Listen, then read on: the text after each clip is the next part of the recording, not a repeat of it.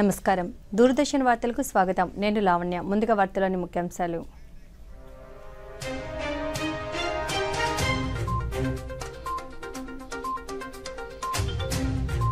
ఢిల్లీ శాసనసభ ఎన్నికల్లో బీజేపీ ఘన విజయం 27 ఏళ్ల అనంతరం ప్రభుత్వాన్ని ఏర్పాటు చేయనున్న కమలదళం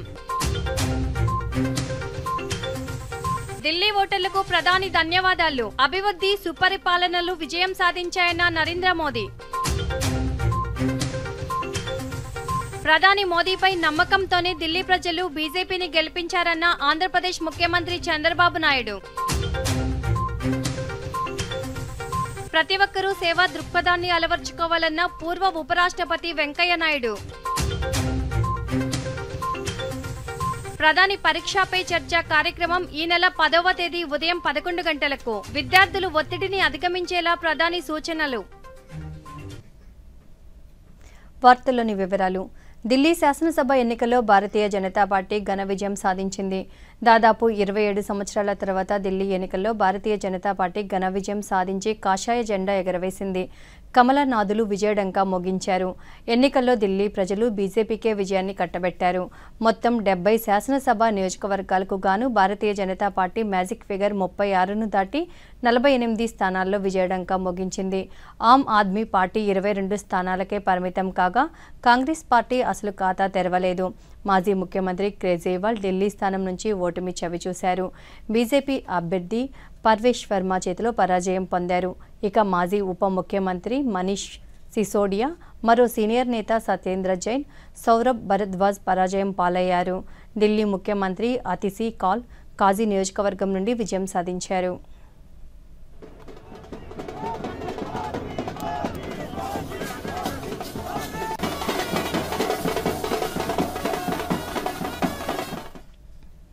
ఢిల్లీ శాసనసభ ఎన్నికల్లో బీజేపీ విజయం సాధించడం పట్ల ప్రధానమంత్రి నరేంద్ర మోదీ హర్షం వ్యక్తం చేశారు. ప్రజాశక్తే అత్యున్నతమైనదని ఢిల్లీ ఓటర్లకు సెల్యూట్ చేస్తున్నట్లు సామాజిక మాధ్యమంలో తెలిపారు. అభివృద్ధి సుపరిపాలనలు విజయం సాధించాయని ప్రధాని పేర్కొన్నారు. ఢిల్లీ అభివృద్ధికి ప్రజల జీవనాన్ని మెరుగుపరిచేందుకు అన్ని చర్యలు తీసుకుంటామని, ఇది తమ గ్యారంటీ అని మోదీ వెల్లడించారు.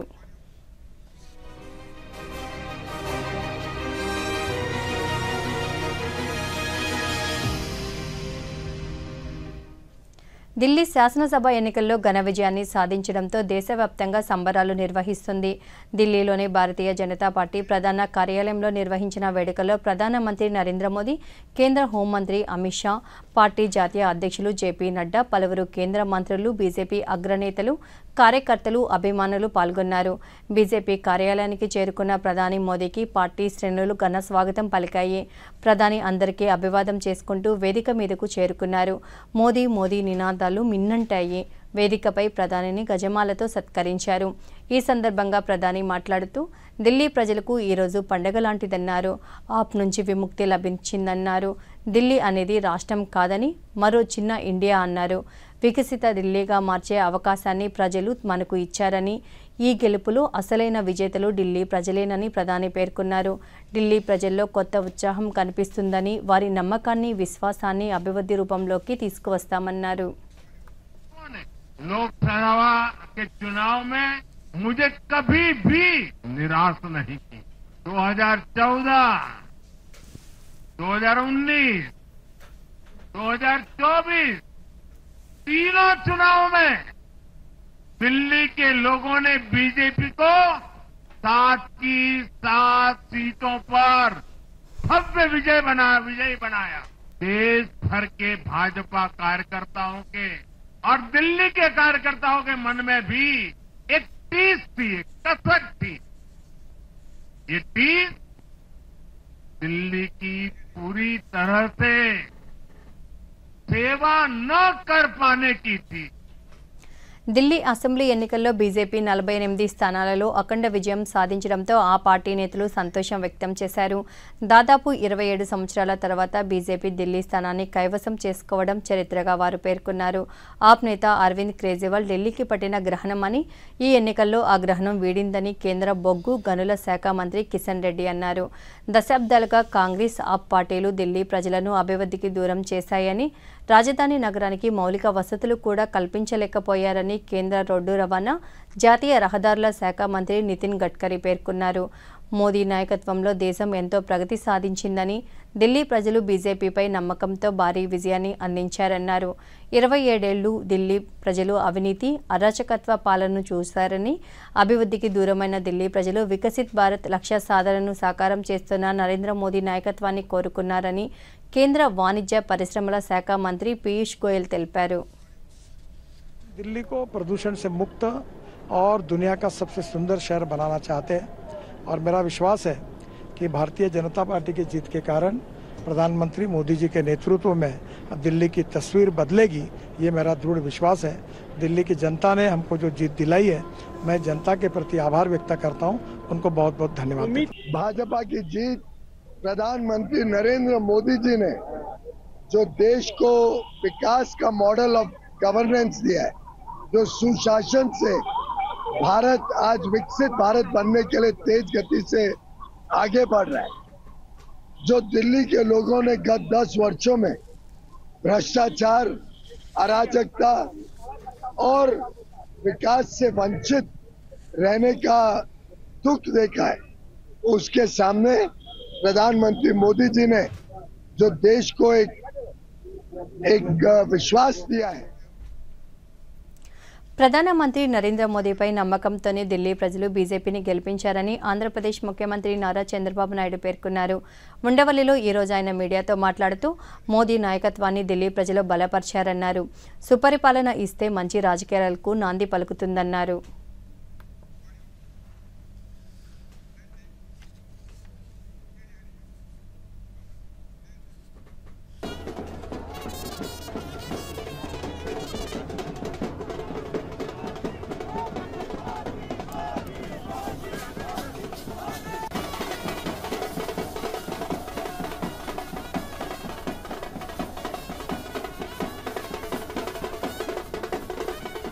మనందరం గర్వపడే రాజధాని ఉండాలని కోరుకుంటాం. ఈ రోజు విజ్ఞతతో ఢిల్లీ ఓటర్స్ అందరూ కలిసి 27 సంవత్సరాల తర్వాత బీజేపీని ఎన్నుకున్నారు. ఒక చారిత్రాత్మక విజయం ఇది. ఎందుకు నేను ఈ మాట చెప్తున్నానంటే, ఈ రోజు గెలుపు అనేది ఒక బీజేపీకో ఒక ఢిల్లీలో ఉండే ప్రజలకే కాదు, భారతదేశంలో ఉండే ప్రజలందరికీ ఆత్మ గౌరవానికి సంబంధించిన విషయం. ఈ రోజు ఎక్కడికి పోయినా ప్రపంచంలో భారతదేశం చెప్తాం. మీ రాజధాని ఏదంటే ఢిల్లీ అని చెప్పుకుని గర్వంగా చెప్పుకుంటాం. మనం అందరం కూడా మనకు మంచి భవిష్యత్తు ఉండాలి, ఎక్కువ అవకాశాలు ఎక్కడ ఉంటాయనుకుంటే మన రాజధాని పోవాలనుకుంటాం. అది రాష్ట్ర రాజధాని గాని దేశ రాజధాని గాని యాస్పిరేషన్స్ ని ఫుల్ఫిల్ చేసే ప్లేస్ గా ఉండాలి. అలాంటి రాజధాని ఇటీవల కాలంలో ఒక వెదర్ పొల్యూషన్, ఒక పొలిటికల్ పొల్యూషన్, ఈ రెండు పొల్యూషన్స్ కలిపి ఢిల్లీకి పోవడం మానేసి ఢిల్లీ నుంచి వేరే ప్రాంతాలకు వెళ్లిపోయే పరిస్థితికి వచ్చారు. ఒకప్పుడు బీహార్ నుంచి ఒక ట్రైన్ ఎవ్రీడే లేబర్ అంతా కూడా అక్కడ పోయి పని చేసుకుని మళ్ళా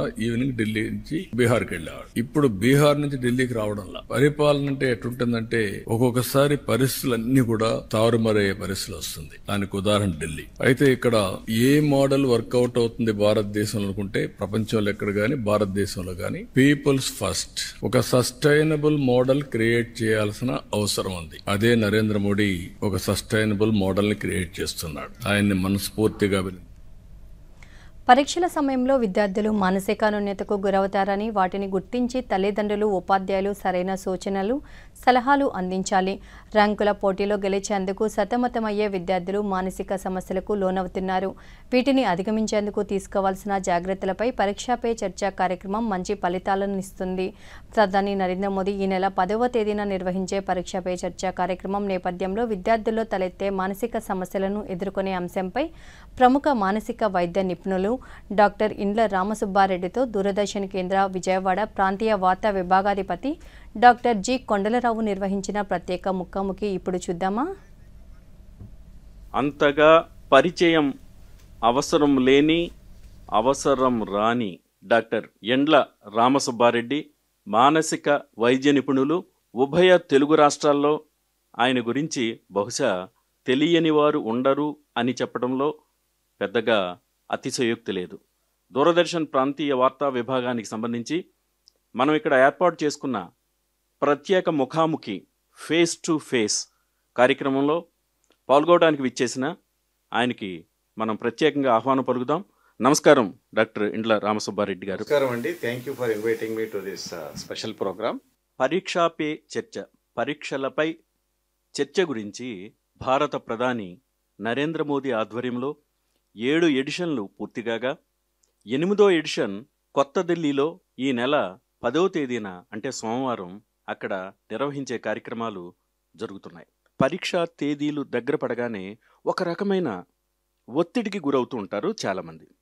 దీనికి సంబంధించి ఒక మానసిక వైద్య నిపుణుడిగా మీ దృష్టికి వస్తున్న అంశాలు, మీరు చూస్తున్న అంశాలు, సదస్సులు సెమినార్లో మీరు ఎదుర్కొనే ప్రశ్నలు, ఈ అన్నిటికీ సంబంధించి మీరు యువతకి, మరీ ముఖ్యంగా విద్యార్థులకి ఏ రకమైన ధైర్యం చెప్పగలుగుతారు, ఏ రకమైన సలహాలు సూచనలు ఇస్తారు?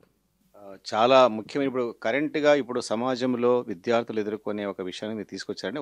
ముందుగా ఏంటంటే ఇంతమంది ప్రధానమంత్రులు వచ్చిన భారతదేశానికి మొట్టమొదటిసారిగా పరీక్షల గురించి, విద్యార్థుల గురించి ఒక సీరియస్గా తీసుకొని ఇలాంటి కార్యక్రమాలు గత 7 ఎడిషన్స్గా చేస్తున్న ఒకే ఒక ప్రధానమంత్రి మన మోదీ గారు. ప్రత్యేకంగా ఆయనకు నా యొక్క అభినందనలు తెలుపుకుంటున్నాను మీ దూరదర్శన్ ద్వారా. ఎందుకంటే మామూలుగా ప్రధానమంత్రులు చాలా పెద్ద పెద్ద విషయాలు అదే ఇదని చూస్తుంటారు, కానీ ఇలాంటిది స్టూడెంట్స్కి ఇది బర్నింగ్ ప్రాబ్లం. మిగతా వాళ్ళకి అది ఒక ప్రాబ్లం కావచ్చు, కానీ స్టూడెంట్కి దీనివల్ల చాలామంది ఆత్మహత్యలు చేసుకుంటున్నారు, డిప్రెషన్లో అవుతున్నారు, డ్రగ్స్కి అలవాటు పడుతున్నారు, ఇంట్లో నుంచి వెళ్ళిపోతున్నారు, దూకుతున్నారు. దాన్ని కూడా ఒక సమస్యగా తీసుకొని ఒక సోషల్ ప్రాబ్లం కానీ, ఒక ఎడ్యుకేషన్ ప్రాబ్లం కానీ, ఒక ప్రధానమంత్రి స్థాయి వ్యక్తి ఈ మన్ కీ బాత్ కార్యక్రమం కానీ, ఇలాంటి పరీక్షపై చర్చ కానీ పెట్టడం అనేది నిజంగా it is something hats off to our prime minister. Number 1. రెండోది ఏంటంటే ఈ పరీక్షల భయం అనేది అండి, అసలు నిజంగా చెప్పాలంటే వాస్తవంగా కొద్దో గొప్ప భయం అనేది ఉండాలండి. అసలు భయం లేకపోతే ఎవరు చదవరు. That is called eustress. అంటే కొంచెం ఒక 10% అనేది ఉండాలి ప్రతి ఒక్కరికి. కానీ ఆ స్ట్రెస్ ఎక్కువైతే, ఆ భయం ఎక్కువైతే that will kill the performance. అక్కడే వస్తుంది ఇక్కడ.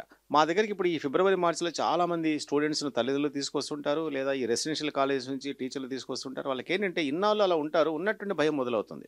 ఆ భయం ఏంటంటే గుండె దడ, వణుకు, చెమటలు పడడం, మాటికి బాత్రూమ్కి వెళ్ళిపోవడం, చదువుతుంటే అన్నీ తెలిసినట్టు ఏది అర్థం కాదు, ఏది బుర్రకెక్కదు. ఈ ఎగ్జామినేషన్ ఫియర్ కూడా ఒకటి ఉంటుంది. వీళ్ళు ఏంటంటే ముందు నుంచి ప్లాన్ సరిగా చేసుకోకపోవడం. రెండవది అంటే సెన్సిటివ్ మనస్తత్వం ఉన్న వాళ్ళది ఎక్కువగా ఉంటుంది. కొంచెం రఫ్ అండ్ టఫ్గా ఉన్నవాడు వాడికి ఓకే. రెండోది అంటే యావరేజ్ స్టూడెంట్ కంటే బ్రైట్ స్టూడెంట్స్లో భయం ఎక్కువ ఉంటుంది. ఇది సంథింగ్ సర్ప్రైజింగ్. అంటే బ్రైట్ స్టూడెంట్స్ అంటే 90 వచ్చేవాడు నాకు 95 వస్తాయా, 99 వస్తాయని ఆ కాంపిటీషన్ ప్రెజర్లో వానికి భయం ఎక్కువ అవుతుంది, టెన్షన్ ఎక్కువ అవుతుంది. బొటాబొటిగా 40 మార్కులు వచ్చేవాడు హీ డజంట్ కేర్. 40 కాదు 50 వస్తాయి, it doesn't make any difference. కానీ నాకు ఫస్ట్ ర్యాంక్ రావాలా, సెకండ్ ర్యాంక్ రావాలా, లేకపోతే కాంపిటేటివ్ ఎగ్జామ్స్లో ర్యాంక్ వస్తుందో లేదో, ఆ మెడికల్ ఎంట్రన్స్లో కానీ, అలాంటి వాళ్ళు ఎక్కువ ప్రెజర్ గురవుతుంటారు. అంటే ఎక్కువగా తెలివితేటలుండి ఎక్కువ ర్యాంకులు, ఉన్నతమైన శ్రేణి సాధించాలనుకునే వాళ్ళలో ఈ తపన ఎక్కువ ఉంటుంది. మామూలుగా బొటాబొటిగా ఉన్న వాళ్ళలో పెద్ద ఉండదండి. బికాజ్ వానికి 10 మార్కులు ఎక్కువ వచ్చినా తక్కువ వచ్చినా it doesn't change his career or what ever it is. వాళ్ళు రఫ్ అండ్ టఫ్గా కూడా ఉంటారు. నేను చెప్పంటే సెన్సిటివ్ మనస్తుంది. అలాగే ఇంటి దగ్గర పేరెంట్స్ కంపారిజన్, అరే పక్కింటోడు వాడు బాగా చదువుతున్నాడు, నువ్వు చదవాలి, లేకపోతే నీకోసం నీకు కాలేజీకి మేము ఇంత ఫీజు కట్టాం, నీకు మంచి ర్యాంక్ రాకపోతే మేము ఇంతే, నీకు డొనేషన్ మేము కట్టలేం అని ఫైనాన్షియల్ ఆస్పెక్ట్ తీసుకురావడం కానీ, లేదా పోల్చుకోవడం కానీ ఇలాంటిది. అలాగే కాలేజీలో కూడా టీచర్స్ వాళ్ళని కంపారిజన్, అరే వానికి పనిష్మెంట్ ఎక్కువ కానీ, కంపారిజన్ చేయడం కానీ, ఇలాంటి వాటి వల్ల ఏమవుతుందంటే వానికి ఉన్న భయం ఇంకా కొంచెం ఎక్కువ అవుతుంది. దానివల్ల ఏమవుతుంది, బాగా చదివేవాడు కూడా ఆ టైం వచ్చేటప్పటికి ఇంకా కంగారు పడతాడు. ఎగ్జామినేషన్ హాల్కి వణుకు వస్తుంది, అన్నీ తెలిసినట్టుంటే కానీ అన్నీ మర్చిపోతుంటాడు. కాబట్టి ఈ ఎగ్జామినేషన్ ఫియరు, అందుకనే ఒకప్పుడు మన భారతదేశంలో కూడా పరీక్షలు ఫెయిల్ అయిన వాళ్ళు చాలామంది అప్సెట్ కావడము, సూసైడ్ చేసేవాళ్ళు. ఒక సంవత్సరం కూడా వేస్ట్ అయ్యేది. ఇప్పుడు అలా కాదు. అన్ని రాష్ట్ర ప్రభుత్వాలు కూడా ఇప్పుడు మన దేశంలో మొత్తం అన్ని కూడా పరీక్షలు రిజల్ట్ వచ్చిన వెంటనే 1 నెలకే మళ్ళీ పరీక్షలు పెడుతున్నారు. అంటే ఇంతకుముందు 1 ఇయర్ అకాడమిక్ ఇయర్ వేస్ట్ అయ్యేది. అది కాకుండా దాన్ని కాపాడి చాలామంది మనోవేదన గురి కాకుండా, ఆత్మహత్య చేసుకోకుండా ఈ సప్లిమెంటరీ ఎగ్జామ్స్ 1 మంత్లో పెట్టి మళ్ళీ వాళ్ళు అకాడమిక్ వేస్ట్ కాకుండా మళ్ళీ పాస్ అయితే చేస్తున్నారు. కాబట్టి ఇది చాలా మంచి విప్లవాత్మకమైన మార్పు చెప్పాలంటే మన ఎడ్యుకేషన్ ఫీల్డ్లో. నిజంగా hats off to all the governments. వార్తల్లో చిన్న విరామం. ఈ విషయాలకు కూడానే అన్ని ప్రాపర్ గా జరుగుతాయి. నిన్న అతని బ్యాంక్ అకౌంట్ లో 15,000 రూపాయల ఫ్రాడ్ జరిగింది తెలుసా? అయినా ఏ టెన్షన్ లేదు అతనికి. చూడు, టెన్షన్ ఎందుకు, నా తప్పేం లేదుగా. అయినా ఫ్రాడ్ జరిగినప్పుడు నేను వెంటనే బ్యాంక్ ఇన్ఫార్మ్ చేసేసా. ఆర్బీఐ అంటుంది, మీ అకౌంట్ లోంచి ఎవరైనా మోసంగా డబ్బు తీసినట్టయితే బ్యాంకుకి వీలైనంత త్వరగా ఇన్ఫార్మ్ చేయండి. 3 రోజుల్లోగా చేస్తే ఏ నష్టం ఉండదు, ఎంత లేట్ చేస్తే అంత ఎక్కువ నష్టం. ఇంకోటి, అన్ని జరిగిపోవు, ప్రాపర్ గా జరిపించాల్సి వస్తుంది. ఆర్బీఐ అంటుంది, విషయాలు తెలుసుకుంటే జాగరూకంగా ఉండండి. వార్తలకు తిరిగి స్వాగతం. అవినీతి కుంభకోణాలు వారసత్వ జైలు పార్టీలకు ఢిల్లీ ప్రజలు చర్మగీతం పాడారని కేంద్ర ఉక్కు భారీ పరిశ్రమల శాఖ సహాయ మంత్రి భూపతిరాజు శ్రీనివాస్ వర్మ పేర్కొన్నారు.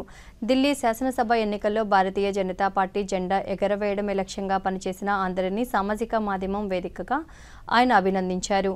లక్ష్య సాధనలో అఖండ విజయం సాధించిన విజేతలకు కార్యకర్తలకు మంత్రి శుభాకాంక్షలు తెలిపారు.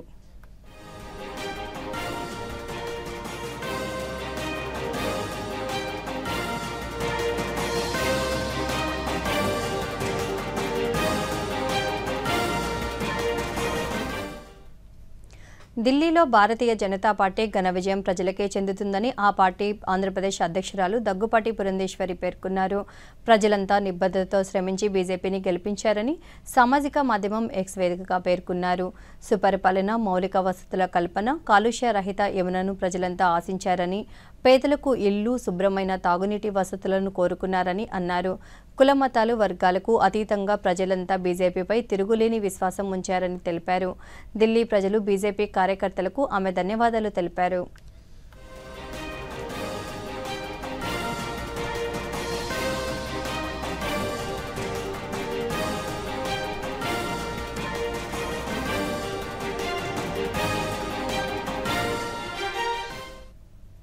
ప్రతి ఒక్కరూ సేవా దృక్పథాన్ని అలవర్చుకోవాలని, సేవ కూడా జీవితంలో ఒక భాగం కావాలని పూర్వ ఉపరాష్ట్రపతి ఎం వెంకయ్యనాయుడు పిలుపునిచ్చారు. విజయనగరం కొత్తవలస మండలం మంగళపాలెంలో శ్రీ గురుదేవ చారిటబుల్ ట్రస్ట్ 27వ వార్షికోత్సవంలో ఆయన ముఖ్య అతిథిగా పాల్గొన్నారు. ముందుగా ట్రస్ట్ ఆధ్వర్యంలో నిర్మించిన క్యాన్సర్ ఆసుపత్రిని, కృత్రిమ అవయవాల తయారీ కేంద్రాన్ని సందర్శించారు. అనంతరం జరిగిన సభలో దివ్యాంగులకు కృత్రిమ అవయవాలను, చేతి కర్రలను, మోటారైజ్డ్ సైకిళ్లను, వినికిడి యంత్రాలను, వీల్చైర్లను పంపిణీ చేశారు. ఈ సందర్భంగా వెంకయ్యనాయుడు మాట్లాడుతూ ట్రస్ట్ సేవలను ప్రశంసించారు.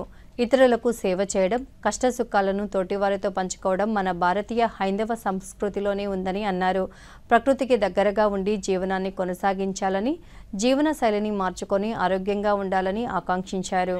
సమాజానికి ఏదైనా మేలు చేయాలని నేను మామూలుగా అందరికి యువతరానికి అంతా కూడా ఇచ్చే పిలుపు. రాబోయే రోజుల్లో ఈ యొక్క ధోరణి ప్రపంచం అంతా కూడా పెరుగుతుందని చెప్పి నాకు భయం వేస్తుంది. అందువల్ల మనం వాటి మీద ఆశ పెట్టుకోకుండా మన దేశంలో ఉండే సౌకర్యాలు మనకు దగ్గరగా ఉండే వాటిని మనం ఉపయోగించుకొని మనం తిరిగి సమాజానికి కొంత సేవ అందించే కార్యక్రమాన్ని ప్రతి ఒక్కరు కూడా జీవితంలో దాన్ని ఒక అంతర్భాగం చేసుకోవాల్సినప్పుడే ఆ జీవితానికి ఒక అర్థం వస్తుంది. కష్టాల్లో ఉన్నవాళ్ళు, నష్టాల్లో ఉన్నవాళ్ళు, ఇబ్బందుల్లో ఉన్నవాళ్ళు, ఆపదల్లో ఉన్నవాళ్ళు, అన్యాయానికి గురైన వాళ్ళు, అక్రమాలకు లోనైన వాళ్ళు, అలాంటి వాళ్ళు ముఖ్యంగా మనం ఆదుకోవాల్సి ఉంది. ఈ రోజు ఆ లక్ష్యంతో, ఉన్నత లక్ష్యంతో మరి శ్రీ కేవి చౌదరి గారు దాని అన్నిటికన్నా మించి ఒక మంచి మానవతావాది. ఆయన ప్రోత్సాహంతో మరి ఇక్కడ ఈ యొక్క సేవా కేంద్రాన్ని ఏర్పాటు చేసి దీని ద్వారా ఈ చుట్టుపక్కల గ్రామాల వాళ్ళందరికీ, ఈ ప్రాంతాల వాళ్ళందరికీ సేవా కార్యక్రమం ఏర్పాటు చేయడం చాలా అభినందనీయమైన విషయం. 27 సంవత్సరాలుగా ఈ సేవను కొనసాగించడం, ఆరంభిస్తూ ఉంటారు చాలా మంది, ఆర్భాటం చేస్తూ ఉంటారు, కానీ దాన్ని కొనసాగించడం కొద్దిమంది మాత్రమే చేస్తారు.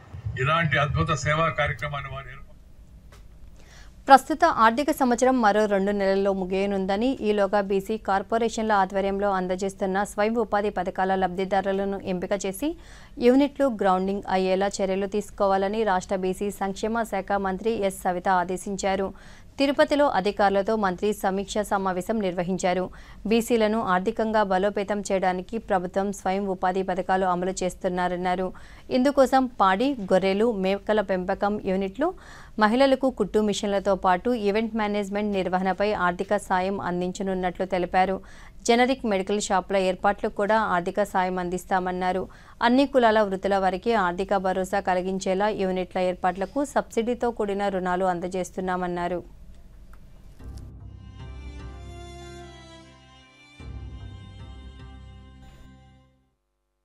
36వ జాతీయ రహదారుల భద్రతా వారోత్సవంలో భాగంగా పశ్చిమ గోదావరి జిల్లా భీమవరం రవాణా శాఖ కార్యాలయంలో ప్రైవేట్ స్కూల్ బస్సు డ్రైవర్లకు కంటి పరీక్షలతో పాటు బీపీ, షుగర్ పరీక్షలు నిర్వహించారు. ఈ సందర్భంగా రవాణా శాఖ అధికారి రమణ దూరదర్శన్తో మాట్లాడుతూ పరీక్షల్లో కంటి చూపు లోపించిన డ్రైవర్లకు ఉచితంగా మెడికల్ క్యాంప్ ద్వారా కళ్లజోళ్లు అందిస్తున్నామన్నారు. సుమారు 150 మంది ప్రైవేట్ పాఠశాల బస్సు డ్రైవర్లకు వైద్య పరీక్షలు నిర్వహించినట్లు తెలిపారు. ఈ మాసోత్సవాల్లో భాగంగా ఈ రోజు స్థానిక డిటిఓ ఆఫీస్ లో స్కూల్ బస్ డ్రైవర్లకి మెడికల్ చెక్ చేసి బీపీ అలాగే ఐసైట్ చెక్ చేసి అవసరమైన వాళ్ళకి కళ్ళజోడులు ఇవ్వటము లేదా మార్చడం జరుగుతుంది. కార్యక్రమానికి సుమారుగా 150 మంది బస్ డ్రైవర్లు హాజరయ్యారు. స్కూల్ పిల్లలకి ముఖ్యంగా ఈ సంవత్సరం మాసోత్సవాల్లో స్కూల్ పిల్లల్ని ఎక్కువ కవర్ చేయడం జరుగుతుంది. అందరూ హెల్మెట్ ధరించేలా. ప్రధానమంత్రి సూర్యఘర్ ముఫ్తా బిజిలీ యోజనపై ఈరోజు తిరుపతిలో అవగాహన మేళాలను నిర్వహించారు.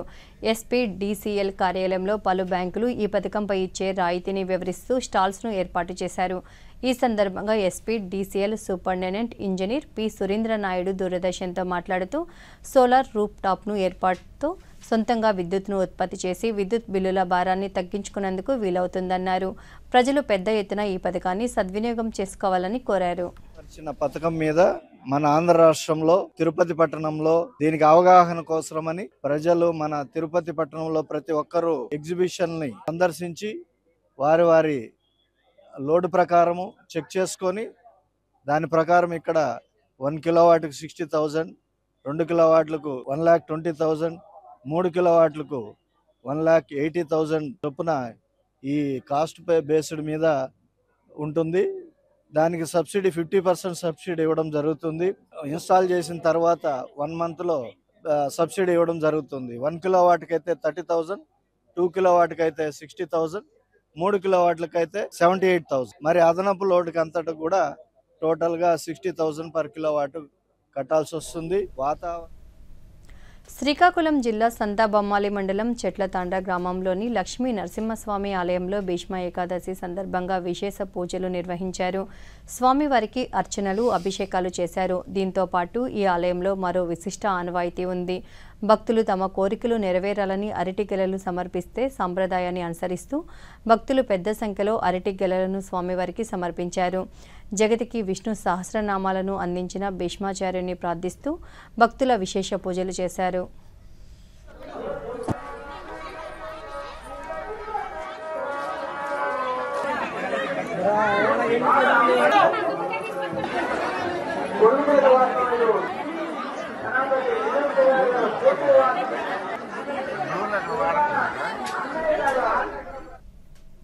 ఈ నెల 11వ తేదీ రాష్ట్ర సచివాలయంలో జరగనున్న కార్యదర్శుల సమావేశానికి పటిష్టమైన ఏర్పాట్లను చేయాలని రాష్ట్ర ప్రభుత్వ ముఖ్య కార్యదర్శి ముఖేష్ కుమార్ మీనా అధికారులను ఆదేశించారు.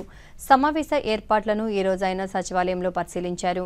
రాష్ట్ర ముఖ్యమంత్రితో పాటు అన్ని శాఖలకు చెందిన మంత్రులు హాజరవుతారన్న నేపథ్యంలో ఏర్పాట్లలో ఎటువంటి లోపాలు తావులేకుండా తగు జాగ్రత్తలు తీసుకోవాలని అధికారులకు సూచించారు.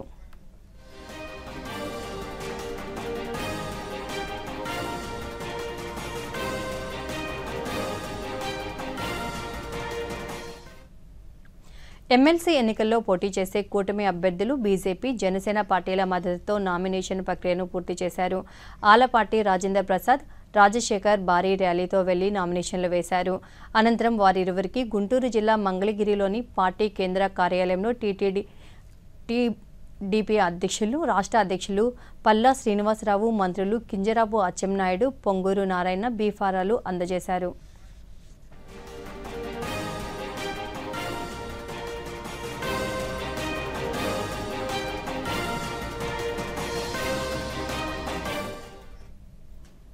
ఆంధ్రప్రదేశ్ రాష్ట్రంలో మొట్టమొదటిసారిగా క్లినికల్ సైకాలజీ కోర్సులను ప్రారంభించనున్నట్లు రాష్ట్ర ఆరోగ్య కుటుంబ సంక్షేమ శాఖ మంత్రి వై సత్యకుమార్ యాదవ్ తెలిపారు. వైద్య రంగానికి ఎంతో ముఖ్యమైన ఈ కోర్సులు రాష్ట్రంలో ఇప్పటివరకు ప్రవేశపెట్టకపోవడం దురదృష్టకరమని సామాజిక మాధ్యమంలో పేర్కొన్నారు. మానసిక సమస్యలతో బాధపడుతున్న వారికి వ్యాధి నిర్ధారణ, చికిత్స అందించడంలో క్లినికల్ సైకాలజిస్టులు కీలక పాత్ర వహిస్తారని తెలిపారు. దీంతో పాటు అన్ని రకాల రోగులు వ్యాధుల నుంచి పూర్తిగా కోలుకోవడంలో కూడా ప్రధాన భూమిక వహిస్తారని పేర్కొన్నారు. పెరుగుతున్న మానసిక సమస్యలు, క్లినికల్ సైకాలజిస్టులు లోటును దృష్టిలో పెట్టుకొని త్వరలో 2 ఏళ్ల వ్యవధితో కూడిన ఎంఫిల్, 1 ఏడాది పాటు సాగే professional diploma in clinical psychology కోర్సును ప్రారంభించడానికి చర్యలు తీసుకుంటున్నట్లు తెలిపారు.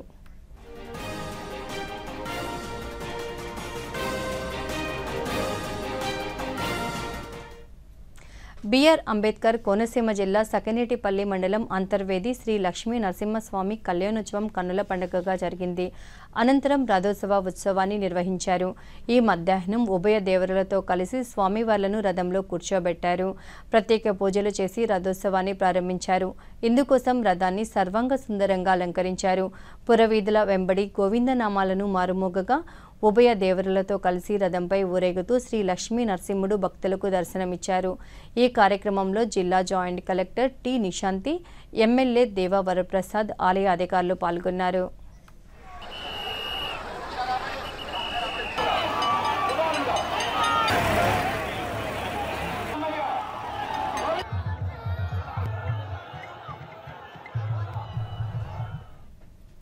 విద్యార్థుల్లో పరీక్షల పట్ల భయాన్ని పోగొట్టి వారిని సంసిద్ధం చేసేలా ప్రధానమంత్రి నరేంద్ర మోదీ ఏటా పరీక్షా పే చర్చ కార్యక్రమాన్ని నిర్వహిస్తున్నారు. ఇందులో భాగంగా ఈ ఏడాది పరీక్షా పే చర్చను ఈ నెల 10వ తేదీ ఉదయం 11 గంటలకు ఢిల్లీలోని భారత మండపంలో నిర్వహిస్తున్నారు. కార్యక్రమంలో పాల్గొనేందుకు 3,30,00,000 మంది విద్యార్థులు, 20,71,000 మంది ఉపాధ్యాయులు, 5,51,000 మంది తల్లిదండ్రులు నమోదు చేసుకున్నట్లు అధికారులు తెలిపారు. ఈ నేపథ్యంలో పరీక్షా పే చర్చపై ప్రధాని నరేంద్ర మోదీ స్పందించారు. పరీక్షా పే చర్చ తిరిగి వస్తుందని, విద్యార్థులు, వారి తల్లిదండ్రులు, ఉపాధ్యాయులందరూ ఈ కార్యక్రమాన్ని వీక్షించాలని సామాజిక మాధ్యమం ఎక్స్ వేదికగా కోరారు. ఈసారి ఉల్లాసవంతమైన వాతావరణంలో నూతనంగా పరీక్షా పే చర్చ కార్యక్రమం రానుందని ప్రధాని పేర్కొన్నారు. ఒత్తిడి లేని పరీక్షలకు సంబంధించి వివిధ అంశాలను తెలియజేసే 8 ఆసక్తికరమైన ఎపిసోడ్లు ఉన్నాయని వివరించారు. टेक्नोलॉजी का सही इस्तेमाल, खेल, creative energy, nutrition, mental health और जीवन के जरूरी सबक भी सीख पाएंगे. प्रधानमंत्री मोदी जी का हर शब्द, हर सुझाव आपको नई ऊर्जा और आत्मविश्वास से भर देगा. पढ़ेगा इंडिया, तो दोस्तों तैयार हो जाइए पढ़ाई की टेंशन को बाय बाय बोलने के लिए, क्योंकि 10 फरवरी सुबह 11 बजे होने वाली है पीएम के साथ परीक्षा पे चर्चा. భారత్ సృజనాత్మక ఆవిష్కరణలో ప్రపంచ దేశాలతో పోటీ పడుతుందని, యువత నూతన ఆవిష్కరణల పట్ల ఆసక్తి కనపరుస్తున్నారని కేంద్ర యువజన వ్యవహారాలు, క్రీడల శాఖ మంత్రి డాక్టర్ మన్సుఖ్ మాండవీయ పేర్కొన్నారు.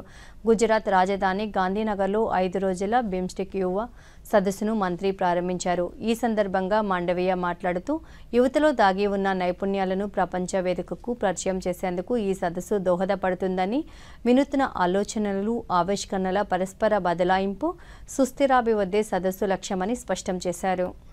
As a crucial link between South and Southeast Asia, forming part of major trade routes like the Silk Route and the Maritime Spice Route. These exchanges have strengthened economic ties and cultural understanding. ప్రధానమంత్రి Narendra Modi France, America దేశాల్లో పర్యటించనున్నారు. ఈ నెల 10 నుంచి 12వ తేదీ వరకు France దేశంలో పర్యటించనున్నారు. ప్యారిస్లో జరిగే కృత్రిమ మేధ సదస్సులో పాల్గొంటారు. ఆ దేశ అధ్యక్షులు ఇమ్మాన్యుయల్ మేక్రాన్తో కలిసి ఆర్టిఫిషియల్ ఇంటెలిజెన్స్ యాక్షన్ కమిటీ సమావేశానికి అధ్యక్షత వహించనున్నారు. అనంతరం 12, 13 తేదీల్లో అమెరికాలో ప్రధాని పర్యటించనున్నారు. ఈ పర్యటనలో అమెరికా అధ్యక్షులు డొనాల్డ్ ట్రంప్తో ప్రధాని భేటీ అవుతారని విదేశాంగ శాఖ ప్రకటించింది. డొనాల్డ్ ట్రంప్ రెండోసారి అమెరికా అధ్యక్ష బాధ్యతలు చేపట్టిన తర్వాత ప్రధాని తొలిసారి ట్రంప్తో భేటీ అయ్యి పలు అంశాలపై ద్వైపాక్షిక చర్చలు జరపనున్నట్లు ప్రకటనలో తెలిపారు.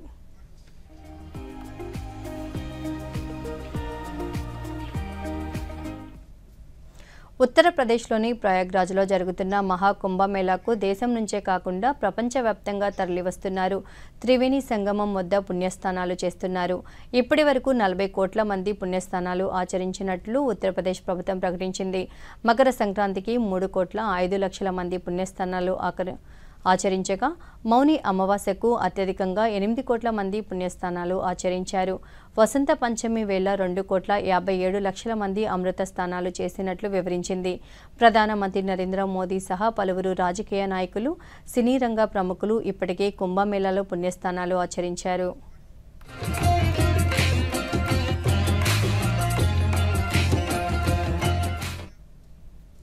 ప్రధానమంత్రి నరేంద్ర మోదీ తన మనసులోని భావాలను దేశ ప్రజలతో పంచుకునే మన్ కీ బాత్ కార్యక్రమం 119వ సంచిక ఈ నెల 23వ తేదీ ఆదివారం ఉదయం 11 గంటలకు ప్రసారం అవుతుంది. ప్రజలు తమ అభిప్రాయాలను నమో యాప్ ద్వారా కానీ స్వర సందేశాలను అయితే 1800117800 నెంబర్కు ఈ నెల 21వ తేదీలోగా పంపవచ్చు.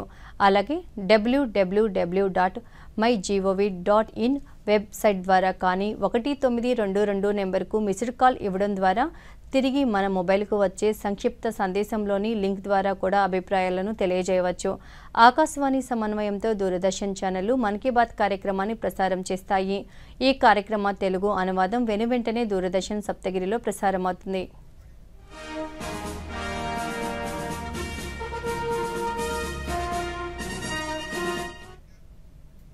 ఈ వార్తలు ఇంతటితో సమాప్తం. నమస్కారం.